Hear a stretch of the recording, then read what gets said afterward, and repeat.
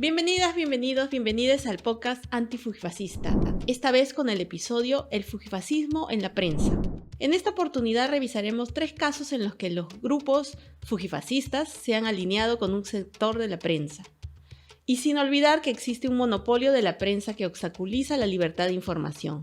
Lo cierto es que el fujimorismo siempre ha sido fujifascismo, o sea, nunca ha sido una organización que no estuviera dispuesta a romper cualquier tipo de consenso democrático y excluir a una parte de la población, volviéndola otra, de alguna manera, y adversaria y enemiga, para lograr sus intenciones, con lo cual el fujifascismo es en realidad el mejor término para definir a esta organización política, ¿no?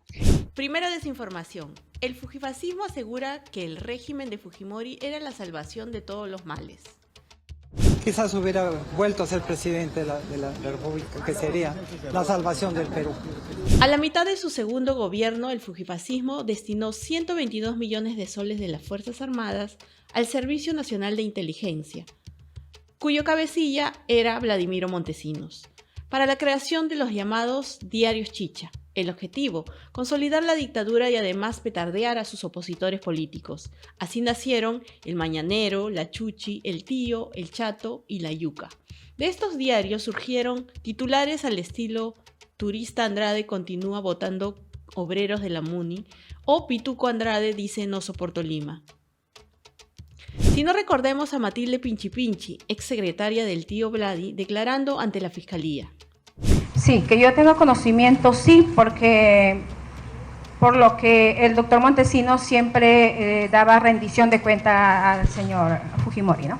Posiblemente podríamos pensar en dos épocas, en la época de mediados de los 90, fines de los 90, cuando le fue necesario al fujimorismo en el poder, al régimen autoritario de Fujimori, le fue necesario destinar dinero del presupuesto público para comprar la línea editorial de una gran cantidad de medios, la mayoría de canales de televisión, un canal de cable, algunos periódicos, la generación de diarios chicha, ¿no? De diarios populares cuyos titulares eran coordinados en el Servicio de Inteligencia Nacional. También tenía algunos operadores fujimoristas en la principal radio noticiosa.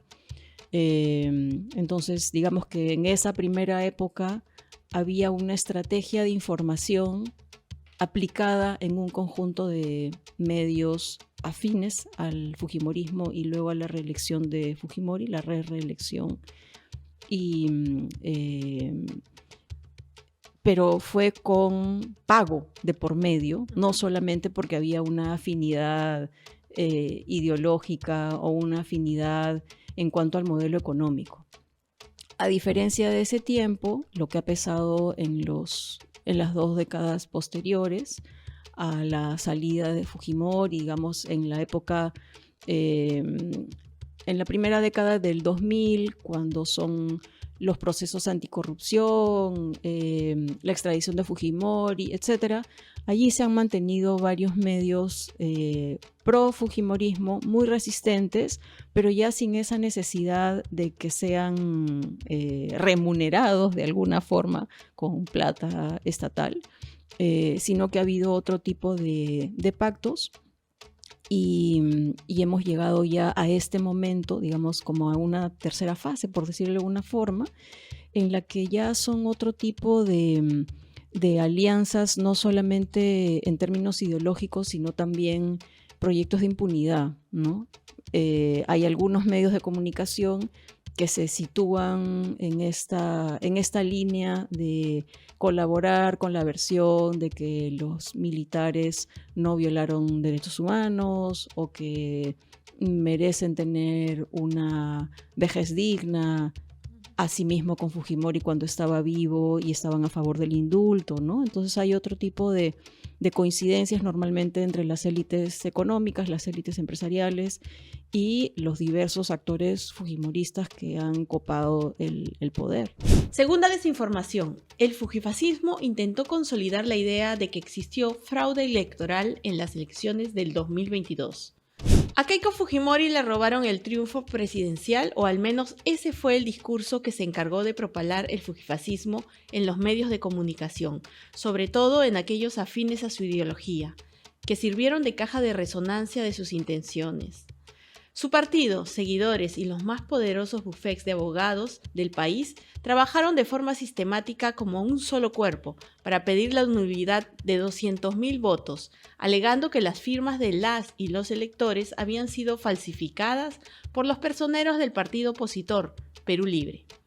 Pese a que la Fiscalía peruana desmintió que hubiese existido fraude, Keiko jamás cambió su versión. Tardó un mes para que Castillo finalmente fuese reconocido como presidente electo.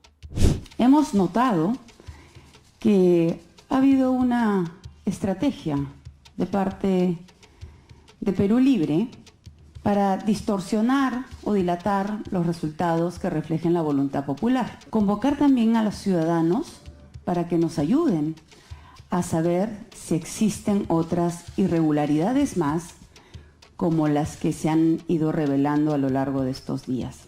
Tercera desinformación. El fujifascismo usa el fake news y calificativos que difunde la prensa para atacar a fiscales anticorrupción como José Domingo Pérez y Marita Barreto. El fiscal José Domingo Pérez fue excluido de la investigación contra Keiko Fujimori por una presunta obstrucción a la justicia en el caso Cócteles. Diarios como Expreso, canales como Willax han difundido comentarios de Keiko Fujimori y políticos aliados relacionando al fiscal con la locura o con el histrionismo para desacreditar su labor. Más aún, antes y durante el juicio a la cabeza de Fuerza Popular por presunto lavado de activos y organización criminal. El día de hoy lo que hemos visto es que el fiscal Domingo Pérez ya perdió el juicio. Lo mismo pasa con Marita Barreto, quien estaba al frente del equipo especial de fiscales contra la corrupción del poder EFICOP, a quien suspendieron tras una serie de reportajes del programa Contracorriente de Willax, que la acusó sin mostrar pruebas contundentes de una supuesta filtración de información que ponía en riesgo una investigación pública. El denunciante era Carlos Paredes, director de ese programa, y según contó la fiscal, se acercó a ella llevado por investigados.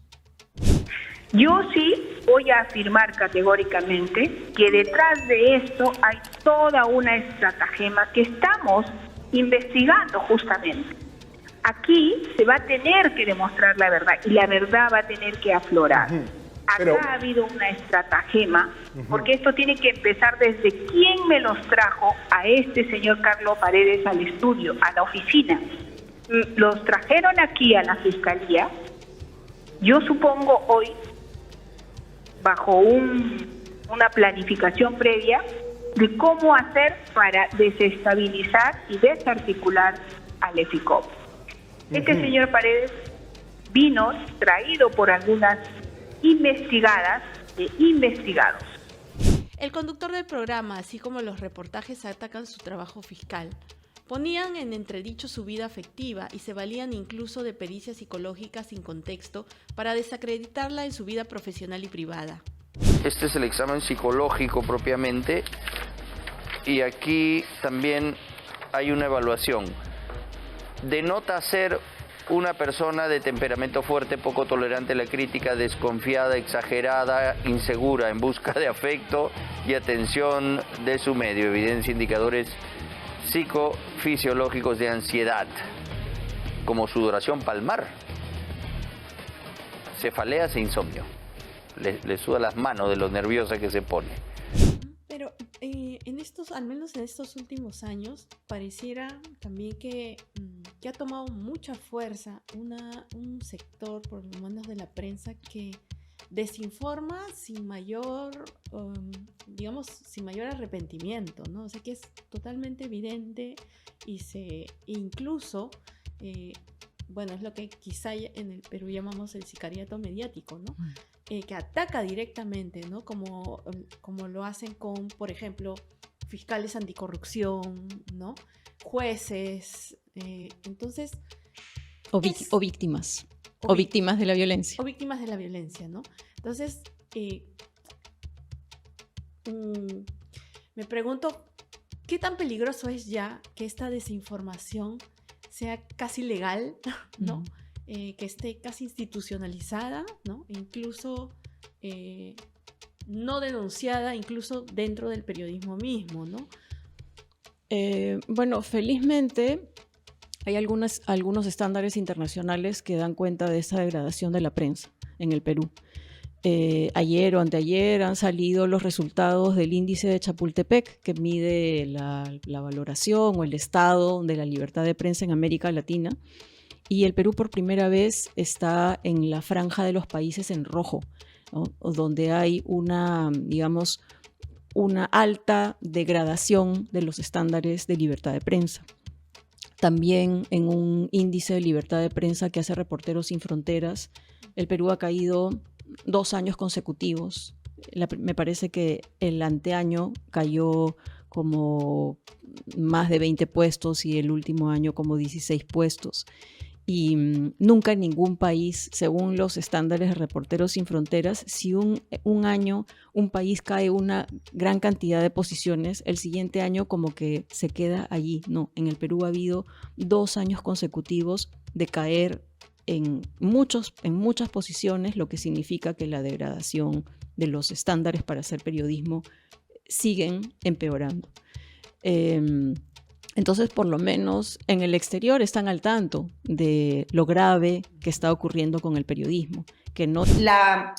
Digamos, esta suerte de contubernio, poder económico, poder mediático, que se instala con más fuerza en los 90, con más fuerza en la dictadura de Fujimori, se ha mantenido porque no se rompió nunca. Lo que se rompió fue que el líder fuera Alberto Fujimori. No se rompió el contubernio. Ese pacto empresarial, económico con los medios, se ha mantenido hasta hoy. Y esa es tal vez una de las deudas pendientes que yo siento que tenemos, porque si queremos recuperar la democracia, insisto, hay que tener medios democráticos. Y no tenemos la posibilidad ni siquiera de tener ese debate ahora mismo. Entonces, me parece importante ponerlo sobre la mesa, quienes decimos, oye, a lo mejor habría que hablar de la ley de medios, ¿no? O sea, ¿por qué solo pueden tener medios los grandes empresarios? ¿Por qué no pueden tener medios las comunidades indígenas, por ejemplo? ¿Por qué no pueden tener un medio de comunicación, una señal de radio, un periódico escrito o incluso una señal de televisión? ¿Por qué no? Ni siquiera está en el debate, porque esa es la clave. Porque los medios construyen el debate nacional